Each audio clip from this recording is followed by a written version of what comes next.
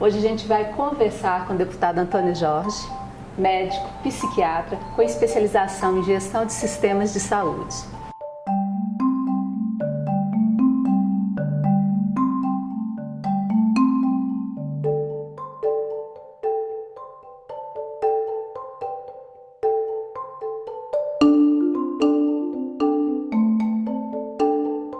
O deputado Antônio Jorge defende várias causas relativas ao combate ao uso de drogas, à criação de uma consciência coletiva de como isso pode impactar na saúde do cidadão a curto, médio e longo prazo.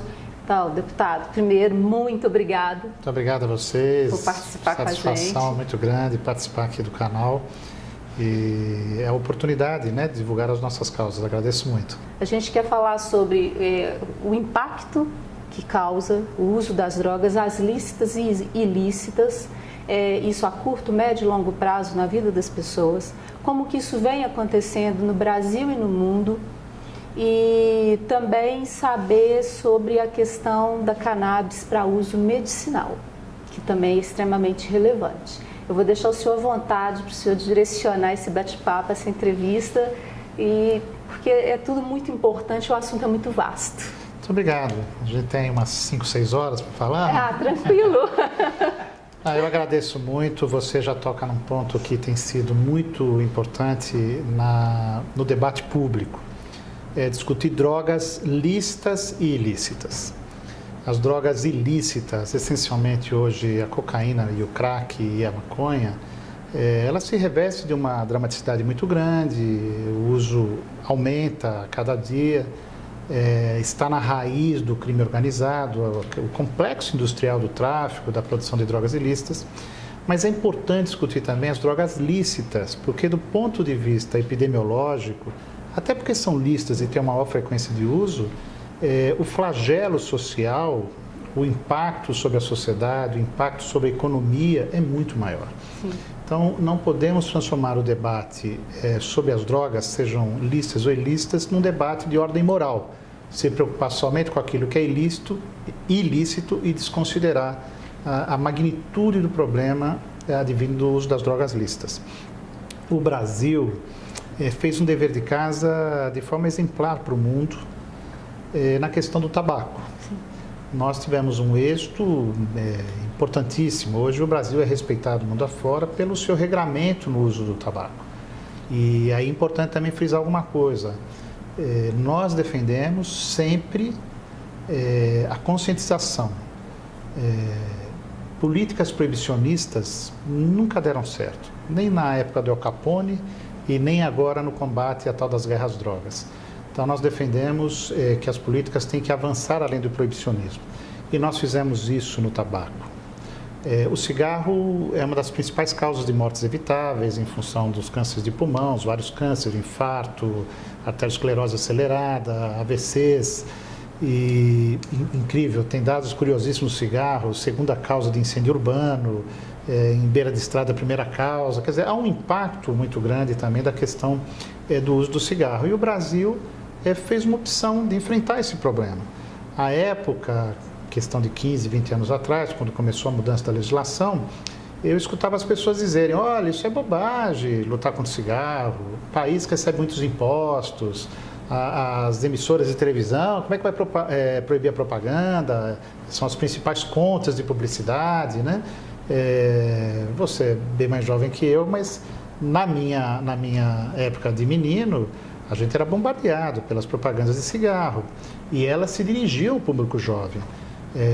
Não sei se você tem essa imagem, ela é pitoresca, a gente fumava um cigarrinho de chocolate. Sim. Né, de uma indústria famosa aí de chocolates, porque a indústria é muito sofisticada, então aquilo criava o hábito do futuro, glamorizava, né?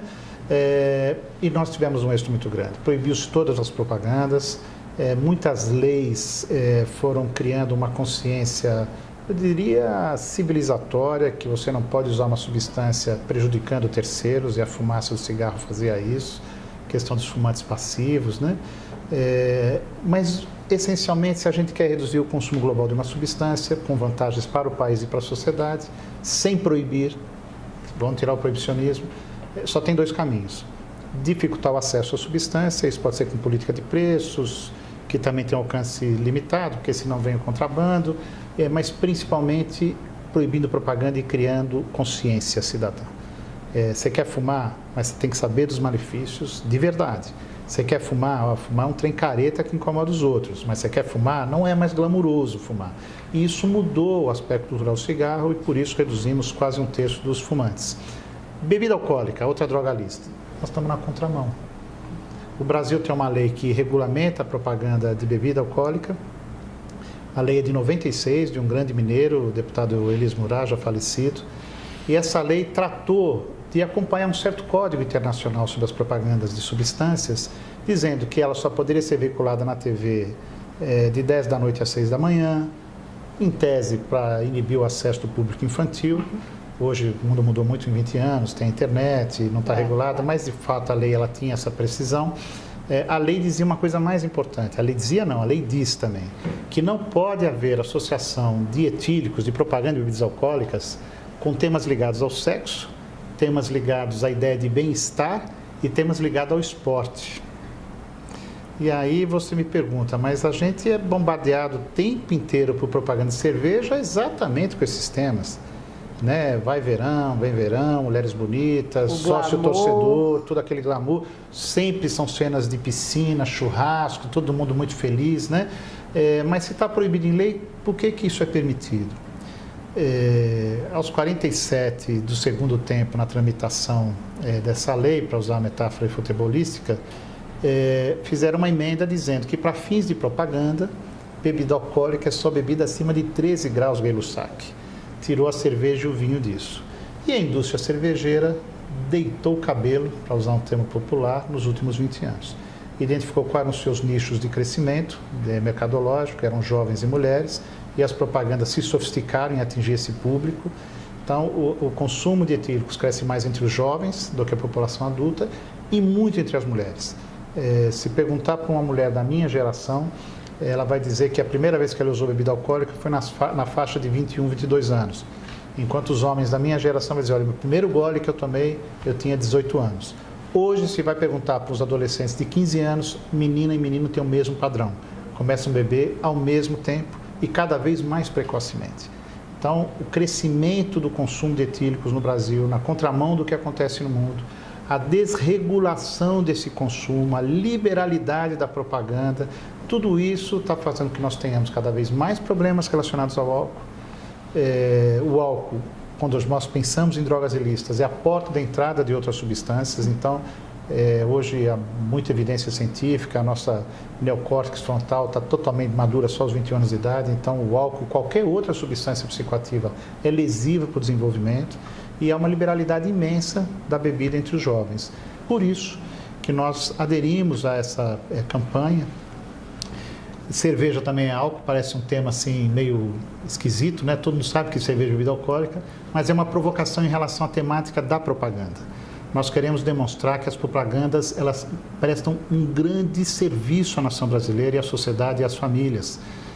Nós não queremos proibir ninguém de beber, nossa campanha não tem nenhum conteúdo de ordem moral, não é proibicionista. Nós queremos o uso consciente e para adulto e queremos o fim da propaganda. Essa é a nossa perspectiva. Essa campanha, ela visa colher 2 milhões de assinaturas para um projeto de iniciativa popular, fazer um input de fora para dentro no Congresso. Sim. Já tiveram muitos projetos de lei, mas toda hora a Ambev vai lá e limpa a pauta. Então, nós queremos constranger os nossos congressistas colocando um projeto de iniciativa popular. Cerveja também é álcool. Nós temos uma bela campanha já ancorada na internet, www.cervejatamemealco.com.br, onde você pode baixar um vídeo sobre a campanha e os formulários para nos ajudar a colher assinaturas. Nós queremos, ao longo desse ano, colher muitas assinaturas mesmo, quem sabe conseguir essa meta tão usada de um projeto de iniciativa popular a favor da sociedade brasileira, a favor das famílias, a favor de um uso consciente. E quero insistir nisso, sem proibir ninguém. Claro. Tá? Vamos discutir drogas ilícitas, temos uma agenda importantíssima que está vinculada à questão da violência, à questão da saúde, mas não vamos deixar hipocritamente de colocar o dedo na ferida, que os nossos maiores problemas decorrem das drogas lícitas e não das ilícitas. E é interessante a questão de que conseguiu uma brecha para poder vincular propagandas de cerveja, não é isso? De acordo com o grau do teor alcoólico, mas para o teste do bafômetro, a cerveja... Nossa, você coloca... Né? Nós temos muitas fortalezas nessa campanha, uma delas é esse aspecto. Para o Código Civil, para o Código de Trânsito, para todo o Código Legal brasileiro, bebida alcoólica é qualquer bebida potável acima de meio grau Gay-Lussac. É uma absurda contradição, por isso é que nós estamos também avaliando iniciativas tanto no legislativo estadual quanto do ponto de vista de ingressar em juízo, porque o Supremo, já que o Congresso não se manifesta, talvez um atalho seja o Supremo para se manifestar sobre isso. É uma incoerência. Todo o arcabouço jurídico brasileiro legislativo diz que bebida alcoólica é qualquer bebida potável acima de meio grau Gay-Lussac. Então, é de um oportunismo, não é por outro motivo, senão o interesse da indústria, que nós tenhamos essa brecha na lei que trata a cerveja como se fosse algo lúdico, sem risco, quando qualquer bebida ingerida ela vira álcool, né? Se tem um teor alcoólico menor, mas se você beber mais quantidades, o efeito danoso é o mesmo. Então, pela consciência, pelo fim da propaganda enganosa, que nós pedimos a adesão das pessoas a essa campanha, eu diria que é uma campanha civilizatória. Com certeza, extremamente importante.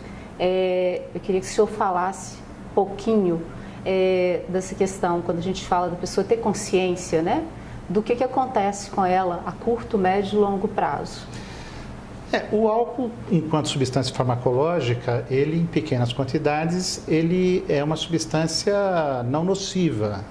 Do ponto de vista social, para o adolescente isso é muito caro, ele desinibe. O álcool, do ponto de vista farmacológico, ele é um depressor do sistema nervoso central.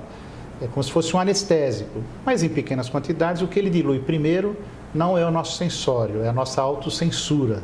Então, o álcool tem esse apelo do ponto de vista da sociabilidade, e por isso os jovens têm tanta adesão também, uma fase de afirmação, de conquista de espaço social.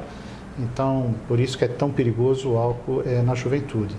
A médio prazo, como toda substância que leva à adição, o álcool vai trazer um comportamento, né, de dependência, mas no caso do álcool, por isso que é uma droga tão severa, uma dependência física, química muito grave.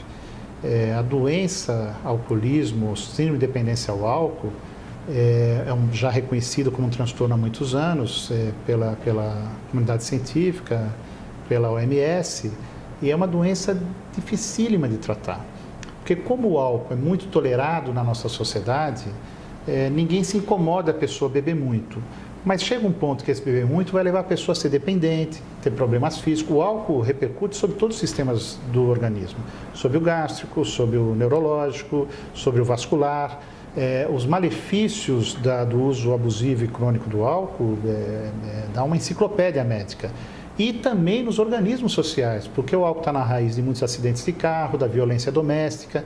Então, a médio e longo prazo, nós temos assim um conjunto de desdobramentos, todos muito nocivos, tanto do ponto de vista individual, quanto do ponto de vista coletivo. E uma doença dificílima de se tratar, porque como é uma doença que evolui ao longo de 10, 15, 20 anos, ninguém tem problema com o álcool quando começa a beber. Mas se beber muito, depois de algumas décadas vai ter o problema. Essa gradação lenta da evolução do alcoolismo dificulta muito o diagnóstico. Quando é que o cara é alcoólatra? É quando ele bateu o carro porque abusou? É quando ele começou a fazer uma doença hepática? Então, essa dificuldade de precisar na linha do tempo do indivíduo, quando que o álcool se tornou um transtorno, é muito difícil do ponto de vista médico. Isso dificulta muito a medicina em si. É muito comum o gastroenterologista ir lá tratar uma gastrite, até uma úlcera, recorrentemente. Mas o que está na raiz dessa úlcera gastrite muitas vezes é o álcool, mas o álcool não é tratado a gastrite. Sim. O cara tem uma hipertensão, né? Muitas vezes é o álcool que está na raiz, mas não trata a hipertensão, não trata o alcoolismo, trata a hipertensão. O famoso mal-estar de segunda-feira, medicina do trabalho, o cara sempre tem problema na segunda-feira, é o abuso do álcool no final de semana e não se trata. Então, é uma doença difícil de diagnóstico, com muitos problemas sociais correlatos. Violência doméstica, acidentes, né? E muito prejuízo pessoal. Para o SUS, para o Sistema Público de Saúde, o álcool se reveste aí talvez na principal causa em termos de clínica médica de internações de enfermaria do SUS, né? Nunca se percebe o alcoolismo direto, mas sempre é um envolvimento do abuso do álcool, né? Insisti muito nisso, nós não fazemos cruzada moral contra a bebida. Importante dizer, eu bebo, para ninguém imaginar que eu estou fazendo aqui discurso moral. A questão é realmente o uso consciente. Se gosta de beber, bebe pouco para poder beber a vida inteira, porque se beber muito, se não tiver regra, vai ter problema com a bebida. Com certeza. O senhor, a gente conversou um pouco antes sobre a questão, no caso aí agora, de uma droga que é ilícita, é a maconha. Especificamente, a gente vai falar, eu gostaria que o senhor falasse da cannabis para o uso medicinal e que está tramitando, inclusive, é um projeto do senhor, não é isso? É uma ação no Supremo, que nós ingressamos no meu partido. Uhum. Não, assim, retomando lá o início, né, como militante da causa, né, que a gente quer uma sociedade mais saudável, nós chegamos depois, eu já aproximo dos 30 e tantos anos de profissão, e a gente viu o esgotamento das políticas proibicionistas. Então, é preciso criar consciência. Então, esse é um ponto importante. Fizemos um seminário ano passado aqui na Assembleia, um seminário internacional com a participação do Uruguai, para observar a experiência uruguaia da regulação da maconha, a experiência de Portugal sobre a descriminalização das drogas em Portugal, muito exitosa, uma experiência muito interessante. Trouxemos também o pessoal do Chile para falar da justiça terapêutica que eles têm lá. Quer dizer, não se pune a pessoa, né? A punição, em tese, seria oferecer tratamento para aquele que precisa. Então, tem muitas iniciativas mundo afora que estão se mostrando muito superiores ao mero proibicionismo. E no meio dessa agenda que a gente quer discutir, a questão das drogas e mecanismo de regulação do uso, enfraquecer, né, o complexo do tráfico, né? Quer enfraquecer o tráfico, não é com guerra, é com bala, é tirando o cliente deles, né? E nessa discussão tem uma agenda que eu até separo ela, que é uma agenda que o Brasil está atrasadíssimo, que é a agenda da cannabis medicinal. A maconha medicinal, não gosto de usar o termo, maconha já traz um estigma, né? Como o nome científico é cannabis sativa, então nós estamos dizendo a cannabis medicinal. A maconha é uma planta identificada 2000 anos antes de Cristo, já havia produção de substâncias a partir da maconha, do cânhamo também, da árvore, tecido e muitas substâncias. E a planta é rica em muitas substâncias psicoativas e também outros princípios ativos, não psicoativos, mas princípios ativos importantes. São muitos canabinoides, e um deles, o canabidiol, o CBD, já é usado como fins terapêuticos há alguns milênios. Com essa onda do combate às drogas, se colocou no mesmo balaio a perspectiva de uma planta ter um fim medicinal e excluindo essa possibilidade, porque é a maconha que é uma substância de abuso. Eu sou médico, nós prescrevemos anfetamina para a pessoa emagrecer, uma droga poderosíssima que causa dependência, induz até a surto psicótico, mas não prescrevemos um princípio ativo de uma planta, que em vários países é comercializada como suplemento alimentar. Então não há também nessa agenda justificativa técnica ética, é puro preconceito moral. Nós temos que entender que existem patologias hoje com ampla comprovação científica que se beneficiam do CBD. Então, nós avançamos, há uma associação nacional, quero saudar aqui o Dr. Leandro, que é um guerreiro é um médico que defende o uso da cannabis medicinal. Nós temos a entidade nacional que nos procurou para entrar nessa causa e a gente precisava provocar o Supremo. Mas o Supremo, para ser provocado, tem que ser partido ou alguma confederação. Então, eu fui até o nosso senador Cristóvão Buarque, fomos até o nosso presidente Roberto Freire, deputado federal e senador, e sensibilizamos, e o PPS ingressou no Supremo pedindo uma coisa muito singela, dizendo mais ou menos o seguinte: olha, doutos juízes, o Brasil já avançou em alguma regulamentação. A Agência Nacional de Vigilância Sanitária, Anvisa, reconhece o uso medicinal e reconhece a indicação para aquela pessoa. Então, hoje, para conseguir usar legalmente um medicamento derivado de cannabis, é preciso fazer um processo na Anvisa. Hoje, no Brasil, tem 3.000 e poucas autorizações. Já não é pouca coisa. Vai crescer muito, vai crescer muito. Então, essa pessoa ganha um salvo-conduto da vigilância sanitária e pode importar. É muito caro, muito atravessador, e muita gente não tem condição, vai na mão do traficante comprar maconha e tentar extrair o seu óleo a partir da mão do traficante. E muitos desses pais, chefes de família que estão aí, epilepsias refratárias, autismo com agitação, quadros de Alzheimer, que já se mostrou um benefício claro da cannabis medicinal, ficam assim, desamparados perante a lei, porque a Anvisa reconhece o uso, autoriza aquela pessoa, mas a lei sobre drogas no país, ela não excepcionaliza essas pessoas. Então, vez ou outra, um pai de família é preso por tráfico de droga porque recebeu um medicamento pelo correio que é derivado de maconha. Então, o que nós estamos pedindo para o Supremo é se posicionar a partir do precedente que há o reconhecimento do uso medicinal no Brasil, que essas pessoas que sejam reconhecidas pela Anvisa sejam excepcionalizadas na lei. Com certeza. Né, para que não tenham constrangimento. E mais do que isso, que se autorize o plantio doméstico para essas pessoas. Porque muitas dessas pessoas poderiam estar se mantendo com o plantio em casa, em vasos até. Quer dizer, é mero preconceito, é uma coisa, sabendo quem sabendo que está usando para fins medicinais, nós não estamos entrando na agenda dificílima do uso recreacional, se regula, se estão falando de um uso medicinal, que só mesmo pelo aspecto moralista está proibido ainda no Brasil.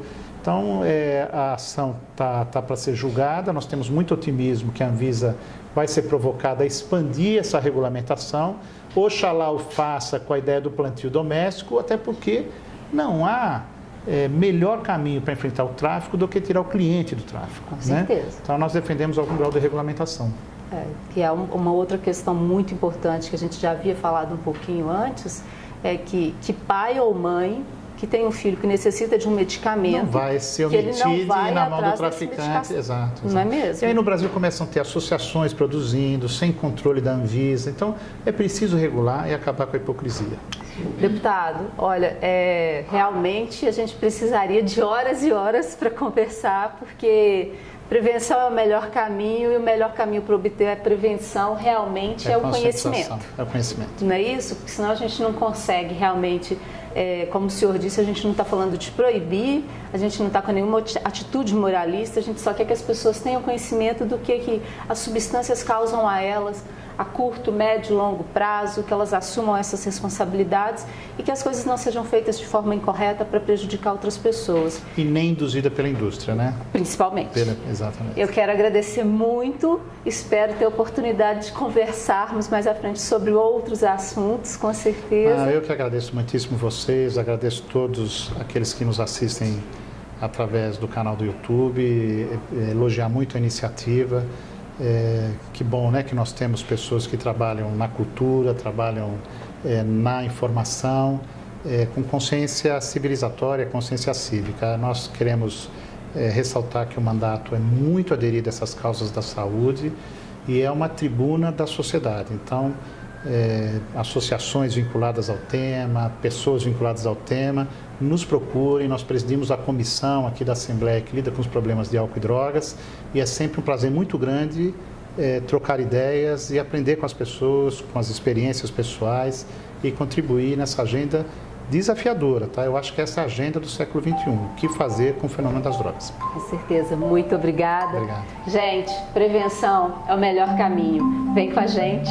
Você já toca num ponto que tem sido muito importante no debate público, discutir drogas lícitas e ilícitas. As drogas ilícitas, essencialmente hoje a cocaína e o crack e a maconha, ela se reveste de uma dramaticidade muito grande, o uso aumenta a cada dia, está na raiz do crime organizado, o complexo industrial do tráfico, da produção de drogas ilícitas. Mas é importante discutir também as drogas lícitas, porque do ponto de vista epidemiológico, até porque são lícitas e têm uma maior frequência de uso, o flagelo social o impacto sobre a sociedade, o impacto sobre a economia é muito maior. Então, não podemos transformar o debate sobre as drogas, sejam lícitas ou ilícitas, num debate de ordem moral. Se preocupar somente com aquilo que é ilícito e desconsiderar a magnitude do problema advindo do uso das drogas lícitas.